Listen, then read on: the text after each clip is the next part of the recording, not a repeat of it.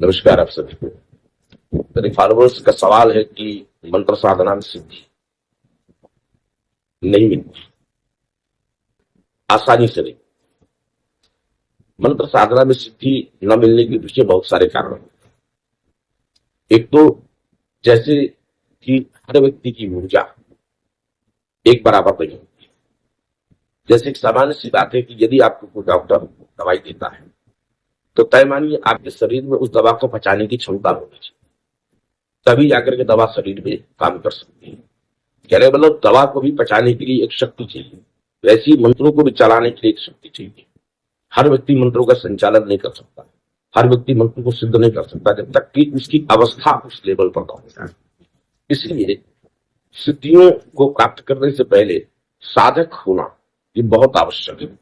यदि आप साधक हैं तभी जाके सिद्धियों की कामना करें, आप साधक नहीं है तो आप सिद्धियों की कामना नहीं कर सकते। साधक बनने के लिए आपको योग का कहीं न कहीं अनुसरण करना पड़ेगा, साधक बनने के लिए आपको ध्यान का अनुसरण करना पड़ेगा, साधक बनने के लिए आपको पुण्य कर्म करने पड़ेंगे, धर्म कार्य करना पड़ेगा, तब जाकर के आपके अंदर वह ऊर्जा पैदा होगी कि आप मंत्र को सिद्ध कर सके। एक ही बात।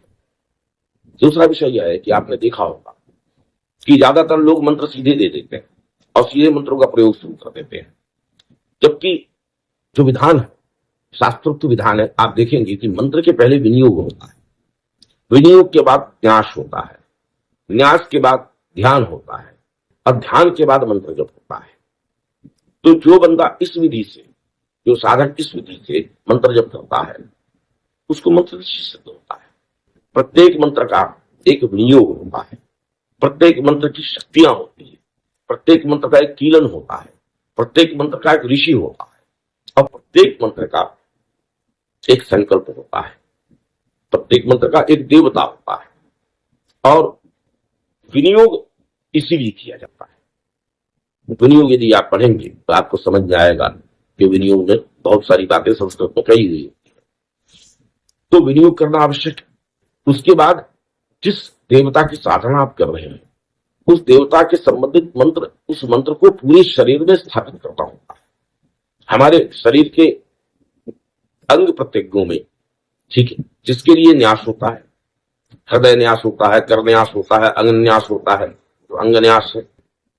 तो ये न्यास बहुत जरूरी है। न्यास का अर्थ होता है कि उस मंत्र को, उस देव शक्ति के बीजात्मक स्वरूप को, मंत्र स्वरूप को अपने पूरे शरीर में स्थापित करना, पूरे शरीर के चक्रों को, अपने औरा को, आभा मंडल को आबद्ध करना। और उसके पश्चात फिर ध्यान किया जाता है। ध्यान क्या है?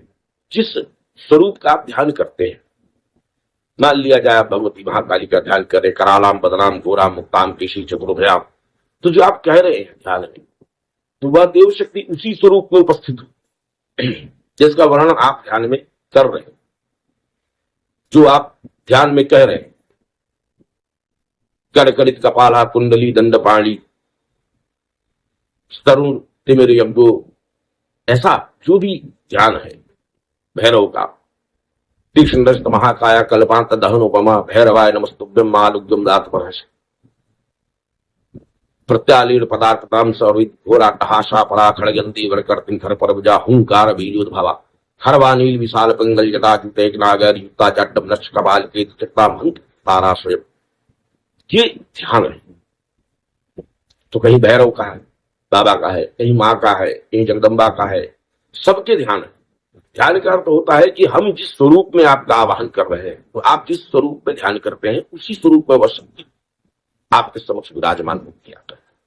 और उसके पश्चात फिर मंत्र जप की व्यवस्था, फिर आप संबंधित मंत्र जप करें बीजात्मक। और फिर मंत्र जप का आपको अर्थ पता होना चाहिए मंत्र का, और उसमें जो बीजात्मक मंत्र उनकी ध्वनि पता होनी चाहिए कि मंत्र गकार से होगा कि मकार से होगा कि और कोई कार होगा, ऋकार से होगा।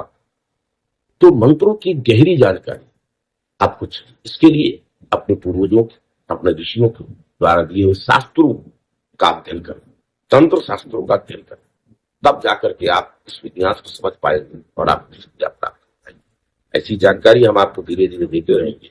वास्तव में जो सटीक है, अनुभूत तंत्र है, जो मेरे जीवन में अनुभूत है, जो साधना है, मेरे अपने फॉलोअर्स, मेरे अपने स्टूडेंट्स के साथ मैं सिर्फ और सिर्फ शेयर करूंगा, कॉपी पेस्ट नहीं करता। ये जानकारी आपके लिए बहुत महत्वपूर्ण है, खास करके उन गरीबों साधक। धन्यवाद।